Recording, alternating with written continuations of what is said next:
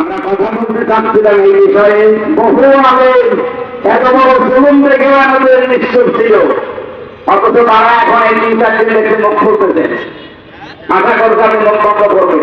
আপনার পেছনে কারা আছে আমরা তা জানি।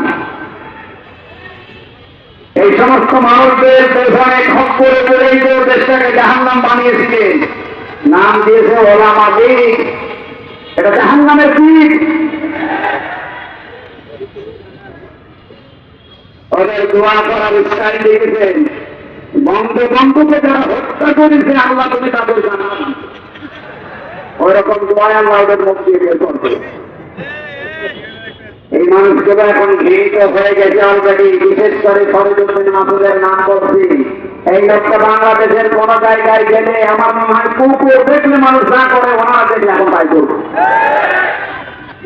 এরপরে মাইকেল মোকাররমের সাথে কথিত ক্ষতি, আসল ক্ষতি নয়, কারণ সাবেরা তাকে নিয়োগ দিয়েছিল। যারা অবৈধ ছিল তাদের নিয়োগকৃত যারা সবগুলো অবৈধ। আমি কথা বলেন না কেন? দেশটা কত রসাতলে গিয়েছিল বলেন তো? জাতীয় মসজিদের ক্ষতিতে পালিয়ে যায়। এসব পালিয়ে যাওয়ার পরে আবার এসেছিল যখন শোভা দিয়েছিল। পরের দিন স্ট্যাটাস দিয়েছে জনগণ আমাকে শোভা দিয়ে ভেঙেছে, কিন্তু শোভা আমার গায়ে লাগবে। এখন তাকে বসানো হয়েছে এনার সম্পর্কে অনেকে অনেক কিছু শুনছেন। উনি কিতাবে আলেম নাম করা আলেম, জ্ঞানী মানুষ। কিন্তু আমরা চাই জ্ঞানটা যেন কাজে লাগা। কারণ আলেম তো ওই লোকটা যে তার জ্ঞান অনুযায়ী আমল করে। আর কথা বলেন না কেন?